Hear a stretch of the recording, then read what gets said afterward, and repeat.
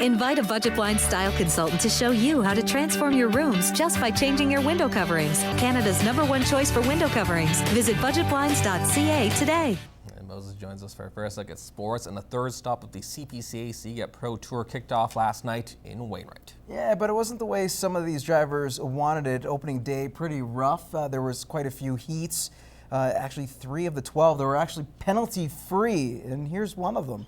Heat 11, Ray Mitswing on the 3-barrel, Vern Nolan on 2, Lane Bremner at the top of your screen. All 3 get around their barrels and out of the infield pretty clean, and all are on the track side by side going to the first turn.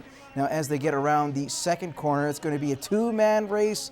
Bremner and Nolan side by side. It stayed like that throughout the stretches, especially the final push for victory, because you had Bremner on one side, Nolan the other, and Bremner edges out Nolan for the win. To Heat 12, now it was the top 3 drivers in the standings, Jamie Labicane, Chris Molly, and Dallas Dick. This was going to be a great show. Now they're side by side as they exit the infield. Labicane in the lead, but on the back stretch, Molly catches up to Labo and is able to make his move right there. He'll take the lead. Coming down the wire in the final turn with the finish line in sight, it's going to be Molly who holds off Labicane. He had the fastest time, however. A penalty for knocking a barrel over would cost Molly 5 seconds and the day money. Labicane would win the day money with an excellent run with his non-point outfit in heat number 1 of the night, and would go to look at the top 5 times. Jamie Labicane, as you see, first and second after day number 1, his non-point outfit top spot, followed by his point outfit. Lane Bremner in third with a time of 1:03.77, and the Nolan brothers, Vern and Shane, rounding up the top 5 after one night of racing. Now, let's head to the guy who ran clean twice and took day money on night 1, Jamie Labicane. It went really well. Anytime you finish first and second in the day runs, I think you can consider yourself having a pretty banner day, but I'm just happy my outfits are really starting to click and they're getting stronger. I'm still waiting for them to peak, and I'm hoping they peak in Calgary. That's my plan. Night 2 goes on tonight, and we'll have the full highlights for you for our late night cast. Moving on to baseball now. It was a battle of division leaders in the NSRBL. The Border City Blue Jays taking on the Unity Cardinals. Rhett Fazer on the mound for the Cards, and he had the Jays number early. First batter, Curry Carlson. See you later. Next up, Landon Noyes. He fans Fazer with 7 strikeouts on the night. We'll head to the top of the 4th. Jason Fechter wasn't messing around as well. He was pretty dominant. 3 up, 3 down for number 7. Next inning, same result. Batters retired 6 straight in 2 innings. Now the Jays looking to get something going. Steve Lodish gets caught in a bit of a rundown. Has a bit of happy feet, but he makes it to first safely. However, nothing comes up of it for the Jays. We'll go to the 5th now. Rylan Urban will advance to first on a passed ball. That was one of the biggest mistakes for the Cards. A little later, he would steal second, then steal third, 90 feet away. Carlson, you have a chance to put your team up.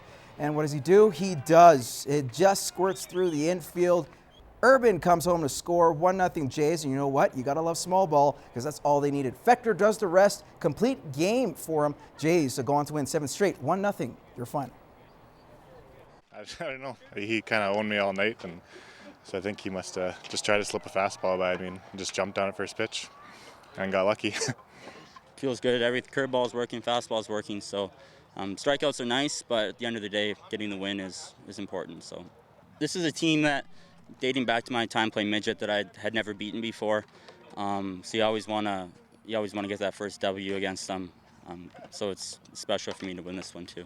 There was a few there that I thought probably could have been called strikes that weren't, but overall I think it was pretty consistent umpiring. But yeah, after it was only in the 7th that the ball started to get away on me in the first 2 batters, and that was the deal breaker, unfortunately. All right, in other action from the NSRBL, the Mervyn Flyers put up a 10th spot, beating Standard Hill 10-2. And the St. Walburg Reds Jekyll and Hyde season continues. Either they allow double digits or score double digits themselves. This time the latter came true. They beat Edam 10-4, the final. And that is your first look at sports. Gerard Lampow has your weather details coming up.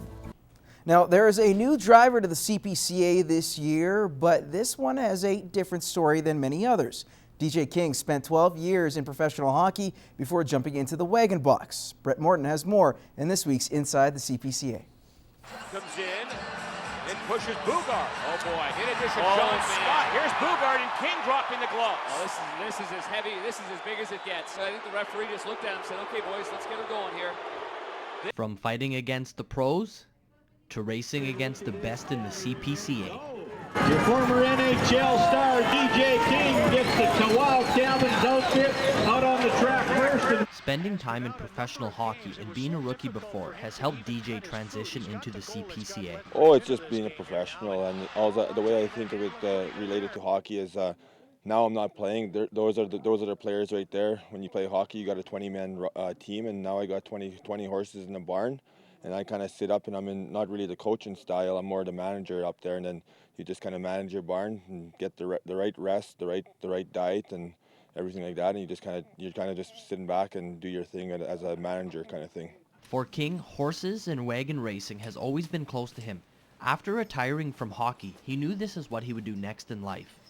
Oh, I just grew up around the sport. Growing up in the Meadow Lake area, there's a lot of chuck wagon drivers around the area. My dad and my uncle drove horses growing up. My uncle drove big wagons, and it's just being around it. I knew the Mitzring clan, the Gores clan, and everything, and just the love of horses my whole life. King has had a lot of help in his young CPCA career. Even when I was playing hockey, I was in the back of the barns over at the Mitzring barns, there's Gores barns, or Bremner barn, kind of helping out and just doing my thing. And I've gotten plenty of help through people, just little here and there, and just kind of picking up stuff from each and one of them, kind of stuff like that. And just still got a long ways to go, but it's been a lot of help from a lot of people so far. Becoming a wagon driver isn't something that you can just jump into, and King has had a lot of preparation before this season. It's been a 3-year plan. It's not something that just come over I'm going to start driving wagons this year. It's I've been picking up horses for the last 3 years, kind of picking up different stuff and working on stuff, everything. It's too hard to come over, unless you're, like you said, you get something from your father or your grandfather or something like that, where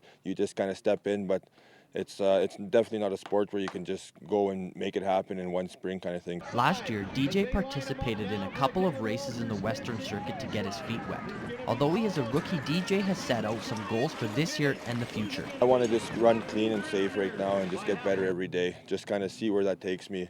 And right now I'm in the mid-20s, and I just want to get better every day, and that come August we'll see where it is, but as long as I get better every day and just keep running clean and safe, I'll be happy. I'm very competitive, so Calgary Stampede is the goal, but it'd be nice to be there in 4 years, so this year kind of get my feet wet.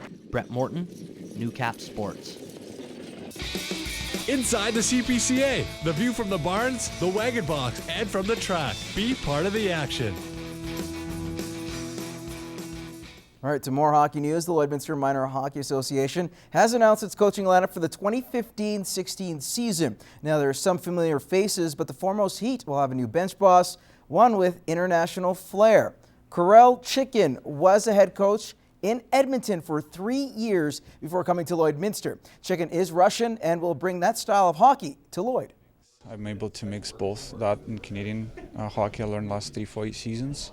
So it's a lot of, I like to keep the puck, I like to pass the puck a lot, which is not surprising, but and taking the best from Canada too. We had some strong candidates apply, and we're very excited about Kirill. He brings a new age way of thinking to the game. Meanwhile, Travis Clayton is back with the Baker Hughes Bobcats. This will be his second year with the club, but he knows there's some challenges ahead.